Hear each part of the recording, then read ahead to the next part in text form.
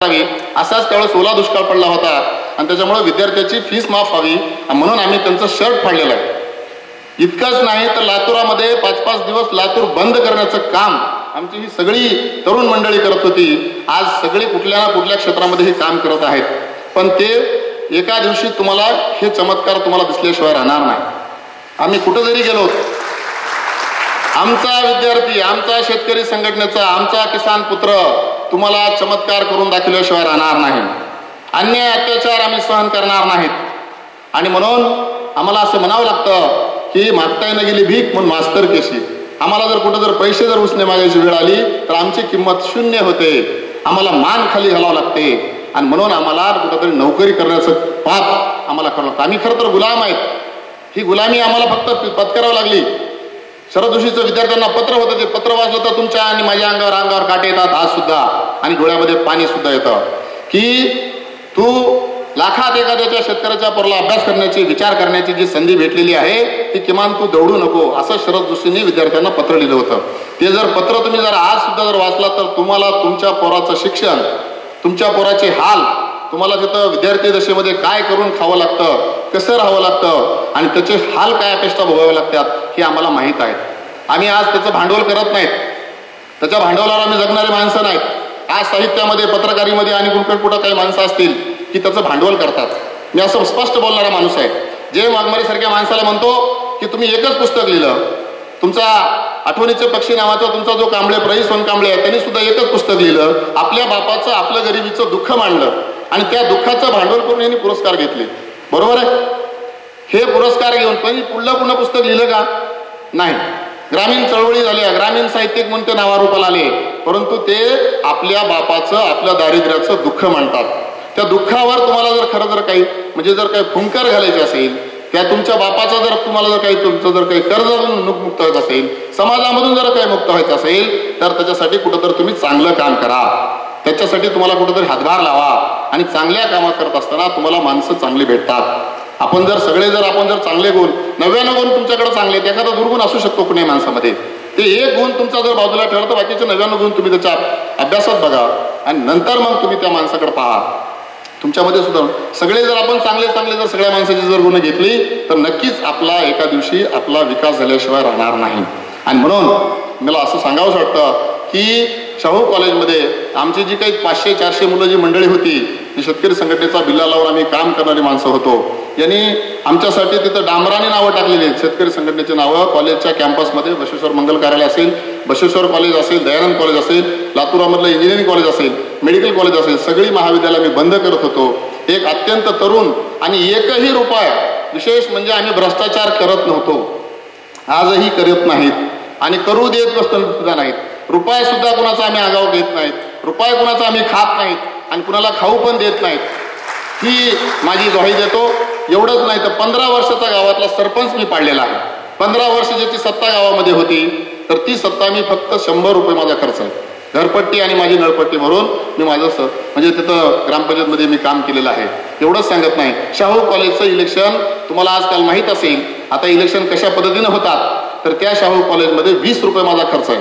इथं साक्षीदार आहे तो माझा, तो जो माझा सूचक आहे, जो अनुमोदक आहे, साबळे नावाचा प्राध्यापक इथं विनोताई चव्हाण महिला महाविद्यालयाला, आम्ही फक्त 20 रुपये खर्च करून आम्ही ते इलेक्शन जिंकलेले.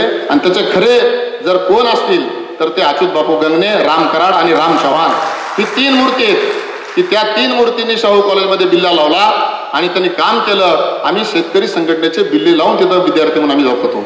आणि म्हणून एवढंच नाही तर आम्हाला असं म्हणायचं आहे की महाराष्ट्रामध्ये आज शेतकऱ्यावर जी आत्महत्या करायची जी काही वेळ येत आहे तर ती आत्महत्या करायची वेळ ही आपली म्हणजे आपल्या वडिलाला, आपल्या मोठ्या भावाला आपण आधार द्यायला पाहिजे.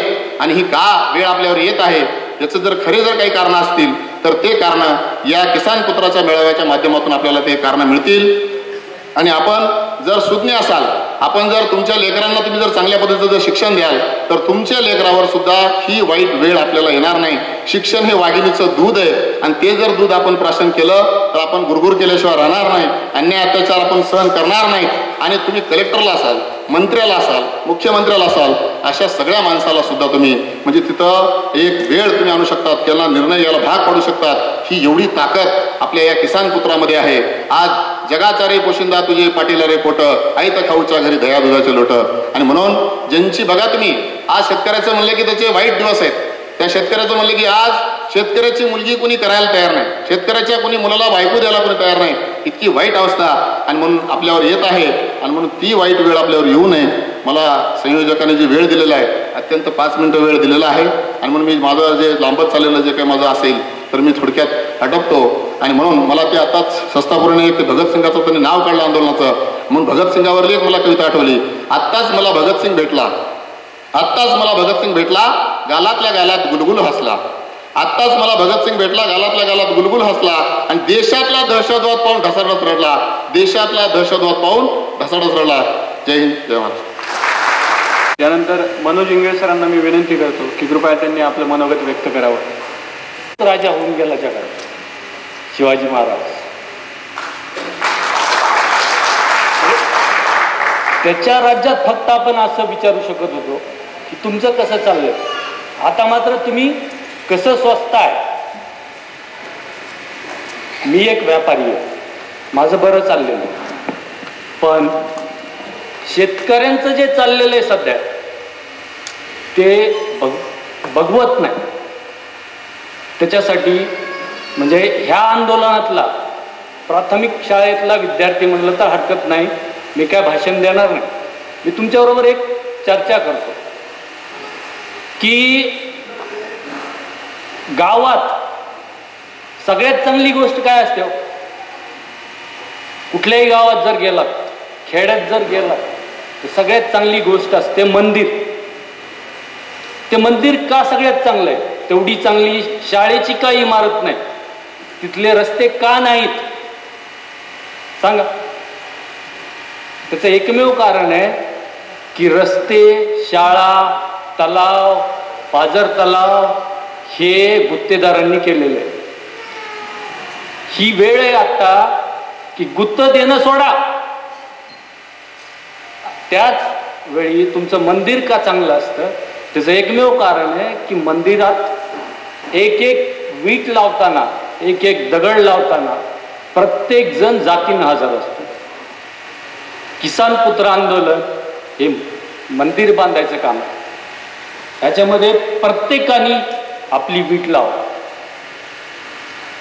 तरच शेतकऱ्याला चांगले दिवस येतील.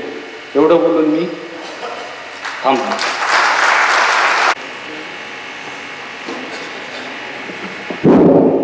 शेतकऱ्याच्या लढाईचे जनक आदरणीय शरद जोशी, मान्यवर आणि किसान पुत्र आंदोलनाचे जनक अच्युतरावजी आणि अमरराव साहेब, तथा हे खऱ्या अर्थाने किसान पुत्र आंदोलन आहे. कारण मी ज्यांच्या मुशीत वाढलो, मी ज्यांच्या मांडीवर खेळून ही चळवळ शिकलो, ते भलजी आणि विजय विलेकर हे समोर बसले आहेत आणि आम्ही किसान पुत्र हे वर बसलो आहे. याचाच अर्थ ही लढाई किसान पुत्राची आहे, शेतकऱ्याची नाही. भावांनो, या ठिकाणी पाहतोय मी की मग किमान 60% लोक हे तरुण वर्ग दिसतोय आणि 40% हे शेतकऱ्याच्या म्हणजे थोडे वयस्कर दिसत आहेत. वर बसलेले माझे तरुण मित्र यांना सुद्धा विनंती करतोय की किमान या किसान पुत्र आंदोलनाची भूमिका तुम्ही समजून घ्या. आदरणीय अमरसाहेबांसोबत त्या दिवशी मी भेटलो आणि त्यांनी अगदी सोप्या आणि साध्या भाषेत सांगितलं की हे किसान पुत्र आंदोलन काय आहे.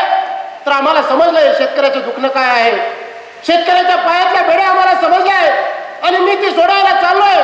तुम्हाला यायचं असेल तर या, अन्यथा येऊ नका. ही माझी लढाई आहे. तुम्हाला जर वाटत असेल ही तुमची लढाई आहे तर तुम्ही या किसान पुत्र आंदोलनामध्ये सामील व्हा, असं कळकळीचं आव्हान आम्हाला. आताच बऱ्याच लोकांनी बरेच प्रश्न उभे केलेत. कोणी राजकीय याचा हेतू असला नाही पाहिजे हेही बोललेत. मी या 2 शब्दावरून सांगतो, याचा हेतू राजकीय नसून हे शेतकऱ्याच्या पायातल्या बेड्या, कायद्याच्या रूपाने शेतकऱ्याची लूट करण्याच्या या बेड्या आहेत, त्या जर संपवायच्या असेल तर आता शेतकऱ्याच्या तरण्या बाणपोरानं पुढे आलं पाहिजे, म्हणजेच किसान पुत्रानं पुढे आलं पाहिजे. ही आता काळाची गरज आहे. भावांनो, काय पाहतो आपण की आमच्या तरण्या बाण बहिणी आत्महत्या करतायत, आमचा शेतकरी बाप मरतोय आणि आमचा किसान पुत्र शहरामध्ये स्वतःचा प्रपंच दाखवण्याकरिता, स्वतःच्या पोटाची उपजीविका भागविण्याकरिता आमचा एवढा मोठा कारखाना सोडून शहरात म्हातारा मायबापाला सोडून शहरात कामाला गेलाय, त्याला हे आव्हान आहे की अरे बाबा, तुझ्या बापाची लूट होत आहे, तुझा बाप मरतो आहे, तुझ्या बापाने सगळ्या परीक्षा पास केल्या, परंतु तरी तुझा बाप नापास का झालाय? तर या व्यवस्थेच्या चुकीच्या धोरणामुळे तुझा बाप नापास झालाय, हे त्याला समजावून सांगण्याकरिता हे किसान पुत्र आंदोलन आहे, दुसरं काही नाही भावाने. मी तुम्हाला कळकळीची विनंती, संपल्यानंतर असं वाटलं होतं की आता शेतकऱ्याचा वाली कोणी उरला की नाही. सगळ्या आशा आकांक्षा संपल्या होत्या, डोळ्यातून अश्रू वाहत होते. एकीकडे ज्या सरकारनं आपल्याला एवढी मोठमोठी आश्वासने दिली होती, त्या सरकारची बेईमान लोक आज काय म्हणतायत? अहो, अक्षरशः त्यांना माज आलाय. विनोद तावडेच्या टप्प्यानं आमच्या शेतकऱ्याच्या एका तरण्या बाळपोराला रक्ताने रक्तबंबाळ केलं, त्याची मात्र मीडियामध्ये चर्चा होत नाही. आणि जातीयवादाचं थैमान पसरवून तुमच्या आम्हाला धर्माचं जातीचं गुंगीचं औषध देऊन ही लोक तुमची आमची पुन्हा लूट करू पाहतात. आणि यांचे जे झाकलेले पाप आहे ते पाप तुम्हाला उघड करायचे आहे, ते उघड होऊ नये म्हणून या सगळ्या गोष्टी ते करत आहेत. भावांनो, अतिशय गंभीर आणि गंभीर प्रश्न निर्माण झालाय. सगळ्या मराठवाड्यामध्ये फिरत असताना असं दिसतंय, शेतकऱ्याच्या पुढे काय करावं काय नाही करावं असं वाटतंय. व्यापाऱ्यांच्या मध्ये सुद्धा फार मोठ्या प्रमाणात भीती आहे की काय होईल, दंगे होतील का, गुंडागर्दी वाढेल का, चोऱ्या चपाट्या वाढतील का, ही व्यापाऱ्यांच्या मनात सुद्धा भीती निर्माण झाली आहे. कारण मी एक छोटासा व्यापार करतो आणि जेव्हा आम्ही व्यापारामध्ये बसतो तेव्हा त्यांच्या मनात सुद्धा ही भीती आहे की काय होईल, काय समस्या या निर्माण झाल्या आहेत, या समस्या कशा सुटतील. तर सगळ्या समस्याचं मूळ हे शेतकऱ्याच्या लुटीतून झालेलं आहे, हे आपण समजून घेणं अत्यंत गरजेचं आहे. म्हणून मी अधिक वेळ न घेता पुन्हा तुम्ही सगळ्या लोकांनी पुन्हा हा किसान पुत्र आंदोलन संपूर्ण महाराष्ट्रात देण्याचं काम करावं आणि अमर हबीब यांच्या रूपानं पुन्हा एक प्रामाणिक व्यक्तिमत्व तुमच्या आमच्यासाठी, एक आदर्श व्यक्तिमत्व तुमच्या आमच्यासाठी राजचित्रावच्या माध्यमातून या किसान पुत्र आंदोलनाला बळकटी देण्याचं काम आपण सगळ्या लोकांनी करावं. ही कळकळीचीच तुम्हाला सगळ्यांना विनंती करतो, माझ्या मायमावल्यांना विनंती करतो आणि इथं बसलेल्या तमाम शेतकऱ्यांच्या तरण्या बांडपोरांना व सगळ्या शेतकरी भावांना विनंती करतो की आपल्या पोराला, आपल्या शेजाऱ्याला, आपल्या नातेवाईकाला या किसान पुत्राच्या आंदोलनाची भूमिका समजावून सांगा. आणि अमरजींना मी सॅल्यूट करतो. अमरजी, तुम्ही जे पोस्टर मला व्हॉट्सअपवर पाठवलं की एकीकडे आमचा बाप पायात बेड्या घालून खाली बसलाय, डोक्यावर हात आहे आणि हे सरकार त्याला चाकूनत घेऊन त्याची लूट करण्यासाठी तिथे दिसते आहे आणि आमचा किसान पुत्र मात्र त्याच्या विरोधात लढाई करण्यासाठी सज्ज दिसतोय. खरोखर सॅल्यूट तुम्हाला अमरजी. आणि एवढे बोलतो आणि काही चुकलं असेल तर माफी मागतो. धन्यवाद. सर्वांना नमस्कार. आदरणीय अमर काका श्री अच्युत गंगणे, उपस्थित सर्व किसान कन्यापुत्र, या किसान कन्यापुत्र आंदोलनाच्या निमित्ताने सर्वप्रथम मला इथे मनोगत, तुमची जात कुठलीही असो, धर्म कुठलाही असो, तुम्ही कुठल्याही पक्षाचे असलात, तुम्ही कुठल्याही म्हणजे स्त्री आणि पुरुष असलात किंवा आणखीनही वेगवेगळ्या कप्प्यांमध्ये आपलं विभाजन जे झालेलं आहे, कृपया आज ह्या सगळ्याची म्हणजे आपल्या सगळ्यांची एकच जात आहे ती म्हणजे शेतकरी, एवढं लक्षात ठेवून आपण संघटित होणं गरजेचं आहे. कारण आपण जेव्हा संघटित होतो तेव्हा हे राज्यकर्ते, हे प्रशासनातले अधिकारी आणि सगळेच शोषण करते आपलं विभाजन, आपली बुद्धिभेद करून आपल्या कष्टावरती हे गलेलट्ट होत असतात. वाढतं शहरीकरण असेल, औद्योगिकरण असेल किंवा आजचा भारताचा भांडवली विकास असेल, हा सगळा शेतकऱ्यांच्या म्हणजे शेतीच्या शोषणावरती आधारित असलेला विकास आहे. हे कृपया आपण समजून घेतलं पाहिजे. आत्ताच इथं अनेकांनी सांगितलं की शेतीमध्ये उत्पन्न वाढलं, असं नाही. शेतीमध्ये उत्पन्न वाढलेलं आहे, फक्त शेतकऱ्याच्या संपत्तीत वाढ झाली नाही, तो श्रीमंत झाला नाही. कारण आपण शेतीमध्ये रासायनिक खतं, बी बियाणं, यांत्रिकीकरणामुळं उत्पन्नामध्ये वाढ झालेली आहे. पण आपण हा माल जेव्हा बाजारामध्ये घेऊन जातो तेव्हा त्या मालाला मिळणारी प्लॉट, सिमेंट सगळ्याच गोष्टी मारल्यात, फक्त आपल्या शेतीमालाला भाव नाहीये. तो भाव का नाही याचा आपण विचार केला पाहिजे. म्हणजे ॲडव्होकेट खंडागळे यांचं पुस्तक आहे, इथं मी विस्ताराने जाणार नाही की जीवनावश्यक वस्तूंचा जो कायदा आहे किंवा भूसंपादनाचे जे कायदे आहेत किंवा आजचं जे सेजचं धोरण आहे किंवा आणखीनही स्मार्ट सिटी ज्या योजना आहेत, या सगळ्या शेतकऱ्यांच्या जमिनी हडपण्याच्या, त्याचं शोषण करण्याच्या, त्याच्या कष्टावरती भारताचा विकास झाला म्हणण्याच्या किंवा भारताला महासत्ता म्हणून त्याचा घोडा दामटण्याच्या ह्या सगळ्या पद्धती आहेत. आपलं रक्त शोषण करून जर कुणी मोठं होत असेल तर मला वाटतं आपण जागरूक व्हायला पाहिजे. इथे माझा उल्लेख प्राध्यापकाने डॉक्टर म्हणून जरी केला असला तरी मी एका शेतकरी कुटुंबातली मुलगी आहे. म्हणजे 80-90 एकर शेती जरी असली तरी आमच्या वडिलांनी आपण श्रीमंत आहोत असं कधी फिलिंग येऊ दिलं नाही.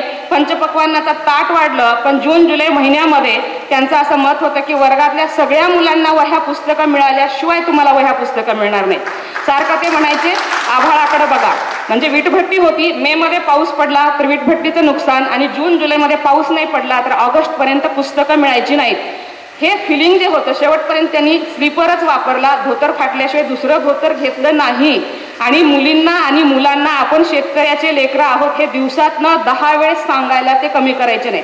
त्याच्यामुळं शेतकरी कुटुंबात जन्माला आले म्हणून तो वारसा सांगून मी इथं कन्या म्हणून माझं मत मांडत नाही. शिकवत जरी असले तर तिथे सुद्धा नांगरण्याचंच काम सुरू आहे. महात्मा फुलेंनी सांगितलं होतं की जेव्हा जेव्हा लष्कर पोलीस यांना कामं नसतील तेव्हा त्यांना शेतीमध्ये काम करायला पाठवलं पाहिजे. मला असं वाटतं की आज तर पोलीस आणि लष्कर शेतामध्ये काम करायला येणारच नाही. उलट जे पोलीस होतात, जे नोकऱ्या करतात, इथे निमंत्रण पत्रिकेमध्ये असा उल्लेख आहे की आपण सगळ्या बेड्या तोडल्या पाहिजेत. या बेड्या काही राज्यकर्त्यांनी निर्माण केलेल्या आहेत, काही शासनाने केलेल्या आहेत, काही समाजाने, आणि काही आपण सुद्धा केलेल्या आहेत. कारण आता जो उल्लेख झाला की हुंडा देऊ शकत नाही म्हणून मुलगी आत्महत्या करते, भाऊ आत्महत्या करतो. बघा, शेतकऱ्यांचे सुद्धा काही प्रकार आहेत. जे निव्वळ शेतीवर जगतात ते सगळे आत्महत्या करतात. ज्यांच्या घरामध्ये अजून 1-2 नोकरदार आहेत ते शेती टिकवून आहेत, पण ते खोट्या भक्त्यामध्ये आहेत. सरंजामदारी मानसिकता अजून गेलेली नाही. अजून 5-10 वर्षांनी ते भिकारी होतील. म्हणजे भिकारपणाला लागलेले आहेत. खरंच सांगते मी, घरामध्ये 2 नोकरदार असतील तर एकाचा पगार हा शेतीमध्ये जातो आणि दुसऱ्याच्या पगारावरती घर चालते. हा अनुभव आहे. आणि असे काही शेतकरी आहेत ज्यांच्या शहरांच्या लगत जमिनी आहेत, प्लॉटिंगच्या जमिनी आहेत, ते व्यावसायिक आहेत, त्यांच्याकडे टँकर आहेत, त्यांच्याकडे JCB आहेत. आज जरी ते सुखात वाटत असले तर 5-10 वर्षांनी राज्यकर्त्यांची नजर त्या जमिनीवरती आहे, ते वळकावल्याशिवाय राहणार नाहीत. खरं तर कारखानदारी आहे किंवा मराठवाड्यामध्ये ऊसाचे कारखाने चालवावेत अशी परिस्थिती नसताना सुद्धा ज्या प्रमाणामध्ये कारखानदारी आणि त्यातून राजकारण, त्याच्यातून सहकार चळवळ उदयाला आली, त्याच्यामधून राज्यकर्ते मोठे झाले, नेतृत्व पुढे आलं, हे लोक संसदेमध्ये गेले, पण शेतकऱ्यांच्या जगण्यामध्ये काहीही बदल झालेला नाही. तो बदल जर करायचा असेल तर आपला शत्रू आपण ओळखलं पाहिजे शेतकरी म्हणून, आणि त्या दृष्टीने पावलं टाकली पाहिजेत. आपल्या गावामध्ये शिकवायला येणारा मास्तर पण आपला शत्रू आहे. आपला ग्रामसेवक, तलाठी, पोलीस, डॉक्टर सगळे हे आपले शत्रू आहेत. शेतीमाल म्हणून ते किमती पाडून मागतात आणि त्यांचा मात्र जी फीस असते तेवढ्याला तेवढी घेतात. आता पण उल्लेख केला की जीवनावश्यक वस्तू शेतीमाल नाहीच आहे. जीवनावश्यक वस्तू पेट्रोल, डिझेल ह्या वस्तू आहेत, मोबाईलचे इंटरनेट पॅक वगैरे. जर सरकारला भाववाढ कमीच करायची आहे, सरकारला सबसिडी द्यायचीच आहे, लोकांना खुश करायचंच आहे, कल्याणकारी योजनांमधनं गहू, ज्वारी, तांदूळ स्वस्तात विकण्यापेक्षा पेट्रोल, डिझेल हे स्वस्त द्या आणि गहू, ज्वारी, तांदूळ याचे भाव शेतकऱ्यांच्या उत्पादन खर्चाच्या तुलनेत द्या. कारण जापानमध्ये जर 100 रुपये खर्च आला तर 135 रुपये त्या शेतकऱ्याला मिळतात. युरोपामध्ये 100 रुपये खर्च आला तर 165 मिळतात. पण भारतात जर 100 रुपये खर्च आला तर 28 रुपये मिळतात. याला शरद जोशी उणे सबसिडी असं म्हणतात. खरं म्हणजे आपला आवाज याच्यासाठी सुद्धा वाढवला पाहिजे की सरकारचं उपद्रव मूल्य वाढतं आहे आणि समाजामध्ये ज्यांना उपद्रव देता येतो त्यांच्याच अधिकारांचं रक्षण होतं. हे आपण वेगवेगळ्या सेना, वेगवेगळे दल यांचं काम बघितल्यानंतर तुमच्या लक्षात येईल. त्यामुळे आपण आतापर्यंत अहिंसेचे पुजारी, भोक्ते जरी असलो, गांधींचा वारसा जरी सांगत असलो तरी सुद्धा आपल्याला आपलं उपद्रव मूल्य वाढवलं पाहिजे आणि संघटित होऊन या प्रश्नावरती लढलं पाहिजे. आतापर्यंत झालेला हा सगळा विकास हा भांडवली विकास आहे. शेती केंद्रीय विकासाचा आग्रह धरला पाहिजे. तुमच्यापैकी कुणालाच का असं वाटत नाही की सगळ्या नोकरदारांना वेगवेगळे आयोग मिळतात, आम्हाला सुद्धा आयोग मिळाला पाहिजे. सैनिक जर देशाच्या नागरिकांचं संरक्षण करत असताना शहीद झाला तर त्याला त्याच्या कुटुंबियांना संरक्षण मिळतं, त्याला पुरस्कार म्हणजे त्याचा सन्मान होतो. जर शेतकरी सगळ्यांच्या अन्नधान्याच्या गरजा भागवत असताना त्याला परवडत नाही म्हणून आत्महत्या करत असेल तर त्याला शहीद म्हणून त्याच्या कुटुंबाची, सैनिकाच्या कुटुंबासारखी का तुम्ही जबाबदारी घेत नाही? आणि हा विचार तरी आपल्याला का येऊ नये? आता इथं सांगितलं की 35-65 वर्षापासून शोषण सुरू आहे. ब्रिटिशांच्या पूर्वी, त्याच्या पूर्वी सुद्धा हा लुटीचा इतिहास आहे. शेतकऱ्यांच्या लुटीवरतीच हे सगळे लोक श्रीमंत झालेले आहेत. त्याच्यामुळे इतरांना श्रीमंत करणं थांबूया आणि आपण आपल्या गरजा भागवण्यासाठी आपल्या प्रश्नांचा विचार करूया. मला माहिती नाही की इथं हुंड्यावरती बोलणं बरोबर आहे की नाही, पण 320 रुपयासाठी जर एखादी मुलगी आत्महत्या करत असेल आणि तारुण्य जर जळून जात असेल शेतकऱ्यांच्या मुलाचं, तर अनेक शेतकऱ्यांनी, मला कुठल्याही जातीला, कोणत्याही गावाला, कोणत्याही व्यक्तीला बदनाम करायचं नाहीये, पण 1 कोटी हुंडा देणारे लोक शेतकरी इथे आहेत. आपण त्यांच्या लग्नाला जातो, बैठकांना जातो, त्यांचं कौतुक करतो. मला सांगा, ज्यांना 4-5 पोरी आहेत, त्या जातीतल्या लोकांच्या आहेत, त्या गावातल्या लोकांच्या आहेत, त्यांच्या पोरींना उद्या नवरे मिळणार आहेत का? मी एवढ्यासाठी सांगते कारण मागच्या वर्षी बीडमध्ये जी रेड पडली होती, ॲडव्होकेट संगीता धसे यांनी मला सांगितलं, चांगल्या कुटुंबातल्या इंजिनिअरिंग, पॉलिटेक्निक, मेडिकल शिकणाऱ्या मुली खर्च भागवू शकत नाहीत म्हणून त्या रेडमध्ये सापडलेल्या. हे कार्ल मार्क्सने सांगितलं होतं की जेव्हा कारागीर बेरोजगार होतील, शहरात जातील, स्थलांतर होईल, दारिद्र्य वाढेल, शहरात फुगतील, वेश्या व्यवसायाला प्रोत्साहन मिळेल. हे झाकून आहे. अजून 2-4 वर्षांची जर हीच दुष्काळी परिस्थिती राहिली तर जगण्यासाठी या मुली काय करतील याचं वास्तव तुम्ही आणि मी कल्पना करू शकत नाही. आणि आपल्या ह्या गोष्टींना आपलं म्हणजे वेळ लागण्याची वेळ असताना सुद्धा आपण व्हॉट्सअप, फेसबुक या सगळ्यांवरती महासत्ता होण्याचे, पाकिस्तानशी भांडणं करण्याचे आपल्या अंगामध्ये खुमखुमी आहे. अरे आपल्या देशातल्या शेतकऱ्याला जगवायचं बघा, बाकी शेजाऱ्यांशी नंतर बघता येईल. शेतकरी मरतोय, 2-2.5 लाख शेतकऱ्यांनी आत्महत्या केलेल्या आहेत. घटनेची अंमलबजावणी झालेली नाही, जी काही झालेली आहे ते शेतकऱ्यांच्या विरोधात झालेली आहे. अमर काका त्याबद्दल बोलतीलच. मला फक्त एवढं सांगायचं की आपण शेतकरी म्हणून संघटित झालं पाहिजे, आपलं उपद्रव व मूल्य वाढवलं पाहिजे, आपल्या मुलांना चांगलं शिकवलं पाहिजे.